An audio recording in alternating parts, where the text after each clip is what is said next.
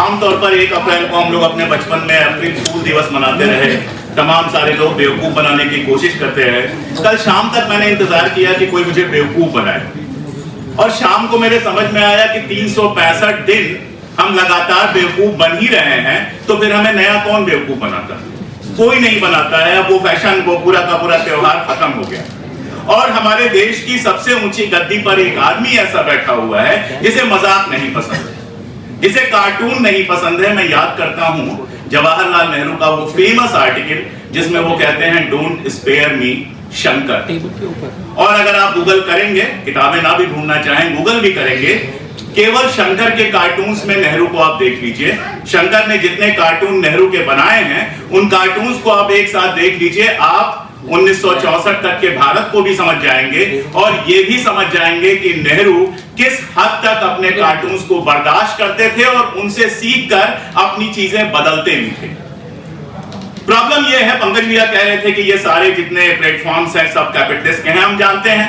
अखबार भी ज्यादातर कैपिटलिस्ट के रहे हैं, गरीब आदमी अखबार नहीं निकाल सकता। टीवी चैनल सारे रईसों के रहे हैं, ठीक है, लेकिन उसके बावजूद एक लिबरल डेमोक्रेसी में इन सब जगहों पर स्पेस थी कि आप सरकार की आलोचना कर सकें, आप कह सकें गलत को गलत।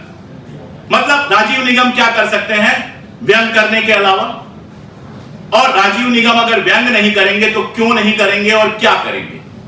यह सवाल एक बड़ा खड़ा होता है। मंजुल अगर कार्टून नहीं बनाएंगे तो और क्या बनाएंगे? मंजुल कार्टून बनाते रहे हैं तब भी जब मनमोहन सिंह यहां कुर्सी पर थे, और तब भी जब नरेंद्र मोदी यहां कुर्सी पर हैं।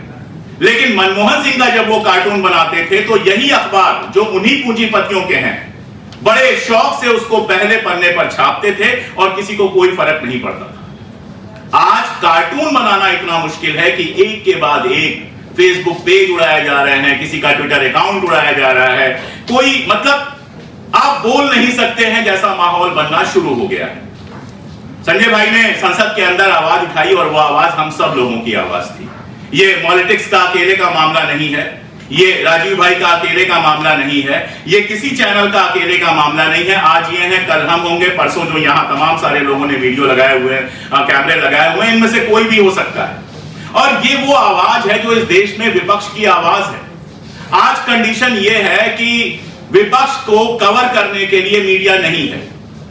भारतीय जनता पार्टी का कोई पार्षद भी अगर चाहेगा तो वो नेशनल मीडिया में आ सकता है, लेकिन दूसरी पार्टियों के सांसद और यहां तक कि विपक्ष के नेता को भी बाकायदा मीडिया में आने से रोका जाता है। मीडिया में गलत तरीके से रिपोर्ट किया जाता है या रिपोर्ट ही नहीं किया जाता है, और यही वजह एक अल्टरनेटिव मीडिया खड़ा हुआ है। अगर आज टीवी चैनल वैसे ही होते जैसे 2014 से पहले थे तो किसी पॉलिटिक्स की क्या जरूरत होती, मेरे चैनल की क्या जरूरत होती, रवीश को बाहर आकर वीडियो क्यों बनाने पड़ते एक यूट्यूब चैनल पर, अजित अंजुम जैसे पत्रकार को अलग से वीडियो क्यों बनाने पड़ते, या तमाम नाम आप गिनते चले जाइए। ये इन सारे लोगों को अलग से आकर अपनी बात क्यों कहनी पड़ी? क्योंकि मेन स्ट्रीम मीडिया में उसकी जगह खत्म हो गई थी।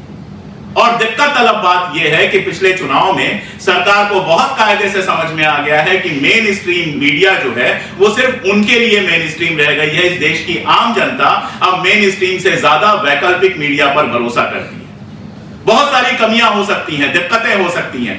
हो सकता है कि पंकज भाई से मेरी कुछ आपत्तियां हो, इनकी कुछ बातें मुझे ना पसंद आते हो, मेरी बातें इनको ना पसंद आती हो, हमारी आपसी सहमतियां हो, लेकिन एक बात पर हमारी सहमति है, उसमें संजय भाई भी शामिल है, उसमें पंकज भाई भी शामिल है, उसमें हम सब लोग शामिल हैं कि अगर आप मेरी आलोचना करना चाहते हैं अपने चैनल पर तो यह आपका हक है। अगर संजय भाई के किसी भाषण को शानदार कहने का मुझे हक है तो बेकार कहने का भी मुझे हक है। अगर मेरा कुछ गलत है या कहीं कुछ गलत है तो उस पर टिप्पणी करने का हक है। लोकतंत्र ऐसे ही तो बनता है, संसद ऐसे ही तो बनी थी, कम से कम राज्यसभा ऐसी ही बनी थी, जिसको क्या बना दिया गया है बताने की जरूरत नहीं है। एक विपक्ष की बड़ी पार्टी का नेता खड़ा होकर कहता है कि अगर आप नहीं बोलने देंगे तो मैं बैठ जाऊंगा, और हमारे लोकसभा अध्यक्ष कहते हैं कि तो बैठ जाइए, प्रधानमंत्री का नाम मत लीजिए, बैठ जाइए। और मैं एक बात और बताऊं, बहुत सारे लोगों को लगता है कि इससे हमें क्या फर्क पड़ेगा। सबको फर्क पड़ेगा, जनता के लिए भी उतना ही बड़ा फर्क पड़ेगा। आज आपके सवाल फिर भी उठ जाते हैं। अगर इस देश में विपक्ष की आवाज खत्म हो गई, वैकल्पिक मीडिया की आवाज खत्म हो गई, तो जो मीडिया है उसके घर में भी कुछ हुआ तो वो आवाज उठाने वाला कोई नहीं बचेगा, क्योंकि उनके अपने चैनलों पर वो आवाज उठाने नहीं दी जाएगी। इसलिए लंबी बात मुझे नहीं करनी है, मैं बस इसमें शामिल होने और इन सॉलिडेरिटी कहने आया था कि मैं इस लड़ाई में शामिल हूं, मैं आप लोगों के साथ हूं, ये कहने आया था। मुझे बस इतना कहना है कि ये लड़ाई सबकी है, ये लड़ाई एक एक आदमी की है, ये लड़ाई एक एक नागरिक की है, और अपनी असहमतियों के साथ इस लड़ाई को हमको साथ में लड़ना है। कोई फर्क नहीं पड़ता कि इनसे मेरी पटती है कि नहीं, इनसे मेरी पटती है कि नहीं, पर्सनल क्या है क्या नहीं है, कोई फर्क नहीं पड़ता। वो हम सुलझा लेंगे, वो हम ड्राइंग रूमों में सुलझा लेंगे, वो चाय की दुकानों पे सुलझा लेंगे, वो सड़कों पे सुलझा लेंगे। फर्क इस बात से पड़ता है कि इस देश में अभिव्यक्ति का अधिकार मूल अधिकार है नागरिक का, और अगर उसको दबाया जा रहा है तो कम से कम हमारे बच्चे ये ना कह सकें कि हमारे पुरखों ने इस पर आवाज भी नहीं उठाई। आवाज उठाने का हक तो हमारा है, उसे दबा दिया जाए, उसे किनारे कर दिया जाए, माना जाए ना माना जाए, समय बताएगा। एक बात मैं जानता हूं और वही कह के मैं खत्म करूंगा। एक पुरानी रशियन कहावत है, सदियों तक कुछ नहीं बदलता और रातों रात सब बदल जाता है। ट्रंप जिस समय ईरान में गए थे, 48 घंटे के अंदर विक्ट्री डिक्लेयर करने के लिए गए थे, 1 महीने से ऊपर हो गया, और आगे कहां तक जंग जाएगी कोई नहीं जानता। तो बहुत सारी चीजें, बहुत सारी जगहों पर मैंने एक किताब तानाशाहों पर ही लिखी है।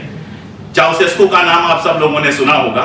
चाउसेस्कू और उसकी पत्नी का डंका बसता था, डंका बसता था मतलब बसता था।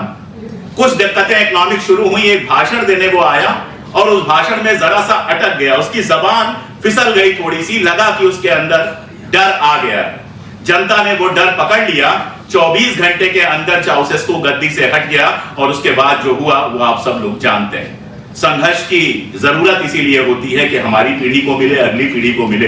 संघर्ष की परंपरा लगातार चलनी चाहिए, और आवाज उठाने के हक के लिए संघर्ष हमारे समय का सबसे बड़ा संघर्ष है। और मैं बिल्कुल पंकज भाई से सहमत हूं कि मैं खुद को विपक्ष का हिस्सा मानता हूं।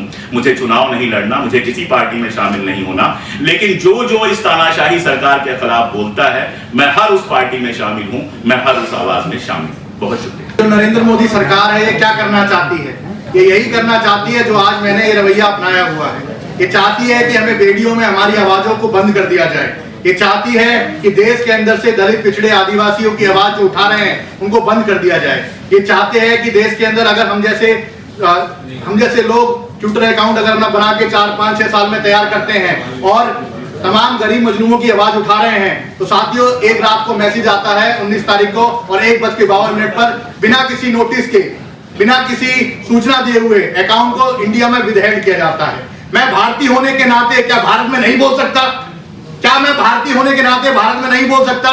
मेरा जुर्म यह है कि मैं मनुस्मृति के खिलाफ डॉक्टर बाबा साहब अम्बेडकर के संविधान की लड़ाई लड़ रहा हूं। मेरा जुर्म यह है कि कहीं अगर दलित पिछड़ों पर जुल्म होता है तो मैं एक ट्वीट कर देता हूं, उसकी एफआईआर तो बेचारे की उस थाने में सुन ली जाती है। मेरा जुल्म यह है कि किसी मुसलमान के साथ अगर अत्याचार होता है तो साथियों में उनकी आवाज बनकर उभरता हूं और बोलता हूं। यहाँ पर जितने साथी बैठे हैं, आदरणीय संजय सिंह जी, सांसद जी, तमाम जब ये भाषण देते हैं हम लोग इनकी आवाज और तमाम वीडियो वगैरह सब चीजें यहाँ वायरल करते हैं, ताकि गरीब मजलूमों की आवाज ज्यादा से ज्यादा लोगों तक पहुंचे और उन्हें पता लगे कि आपका एक नेता, आपका एक व्यक्ति संसद के अंदर मौजूद है। आदरणीय शंभू जी बैठे हैं जो कि तमाम दलित पिछड़ों की आवाज उठाते हुए आज अपना एक प्लेटफॉर्म तैयार करा, फेसबुक, उसको बैन कर दिया गया। पॉलिटिक्स जो नफरत के बाजार में एक तरीके से मैं कहूं मोहब्बत फैला रहा था, कह रहा है कि नहीं नफरत नहीं फैलने देंगे। तमाम जो उल्टे सीधे भाषण, नफरती भाषण चलते हैं उसके खिलाफ पॉलिटिक्स डट के खड़ा रहता है। तमाम लोग, राजीव निगम सर सिर्फ एक मजाक, इस व्यक्ति को मजाक पसंद नहीं, जिसने पूरे देश का मजाक बना दिया उसको मजाक पसंद नहीं है।